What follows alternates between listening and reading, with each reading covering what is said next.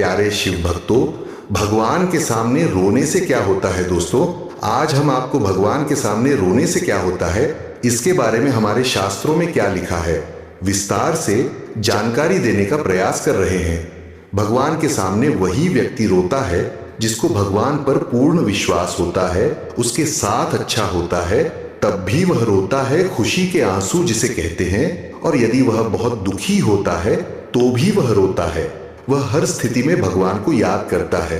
वह व्यक्ति जानता है कि भगवान देर कर सकते हैं पर एक दिन जरूर उसकी इच्छा को पूरी करेंगे। जो व्यक्ति भगवान के सामने रोता है उसका भाग्य बदल जाता है, उस पर भगवान की कृपा होने लगती है। उस व्यक्ति के साथ चाहे कुछ अच्छा ना भी हो तो भी उसका भगवान पर पूर्ण भरोसा होता है कि भगवान ही उसकी सहायता करेंगे। वह हर दुख में भगवान को याद करता है और सुख में भी भगवान को नहीं भूलता।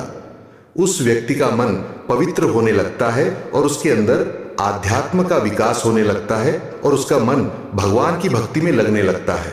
जब कोई भी व्यक्ति भगवान के सामने जब जाता है तो उसका दुख दर्द वह भगवान को बताता है।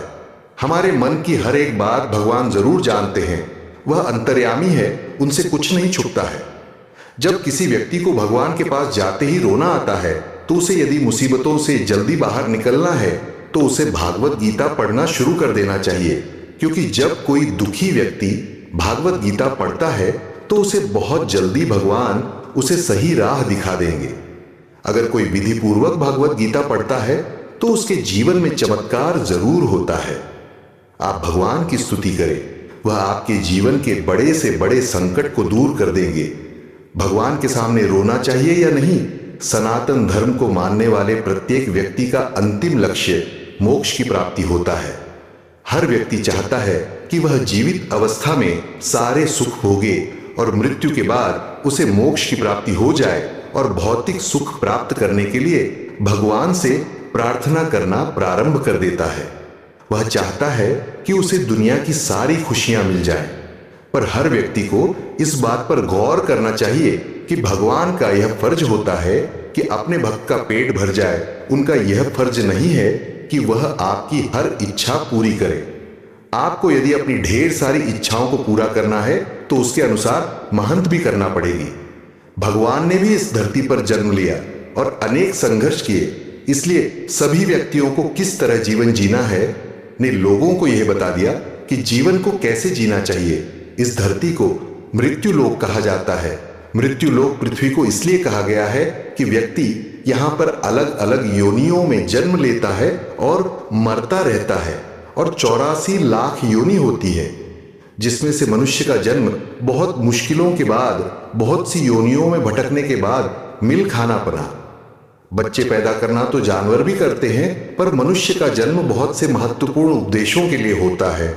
इस धरती पर हम मौज मस्ती करने के लिए नहीं पैदा हुए हैं। इस धरती पर व्यक्ति अपने अच्छे बुरे कर्मों के फल को भोगने के लिए जन्म लेता है, और जो व्यक्ति अच्छे कर्म करता है और नेकी और भलाई काम करता है और भगवान की भक्ति सच्चे मन से करता है तो उसे भगवान की प्राप्ति होती है। जो व्यक्ति दूसरों को कोई हानि नहीं पहुंचाता, अपनी मेहनत से कमाए धन से अपना और उसके परिवार को पालता है और इंसान से लेकर किसी भी जीव को हानि नहीं पहुंचाता है, उस व्यक्ति को भगवान की प्राप्ति होती है।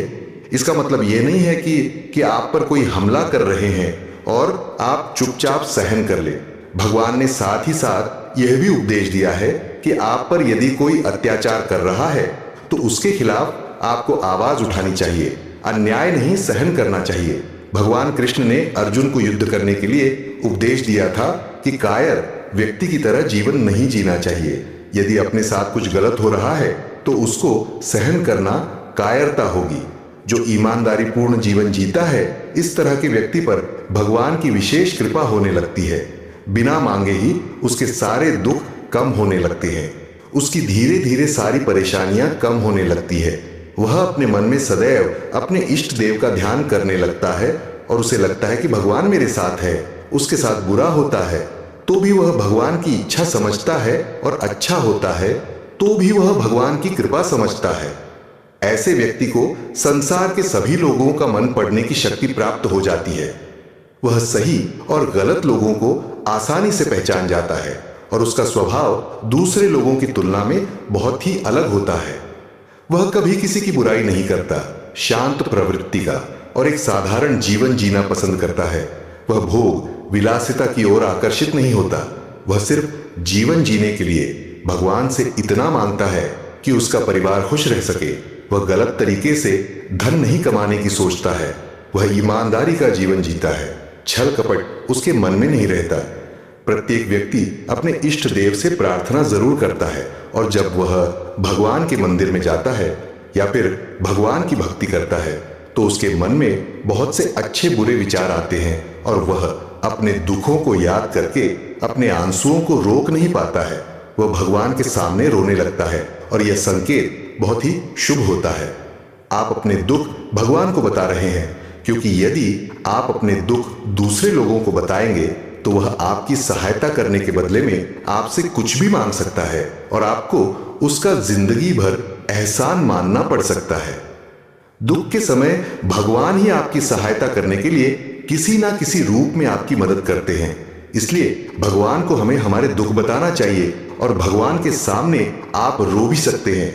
वह आपके दुख को समझेंगे, दूसरे लोगों की तरह आपका मजाक नहीं उड़ाएंगे। भगवान आपके दुखों को दूर करेंगे। आपके जीवन में कितनी भी बड़ी परेशानी आए, आप उसे भगवान को बताएं और सच्ची प्रार्थना करें तो आपको चमत्कारी फायदे होंगे। धार्मिक पुस्तकें पढ़ने से जो मन को एकाग्र शक्ति और शांति प्राप्त होगी, जो कभी आपने सोचा भी नहीं होगा। आपकी सारी चिंता समाप्त होने लगेगी और मानसिक तनाव दूर होगा। इस दुनिया में अच्छे बुरे सभी तरह के लोग होते हैं और जब आपके अच्छे दिन आने वाले होते हैं, जो आपको अच्छे मित्रों की भी प्राप्ति होती है। उम्मीद करता हूं आपको वीडियो पसंद आया होगा। अगर आप हमारे चैनल नए हैं तो हिंदी स्टोरी चैनल को सब्सक्राइब करें। धन्यवाद। हर हर महादेव।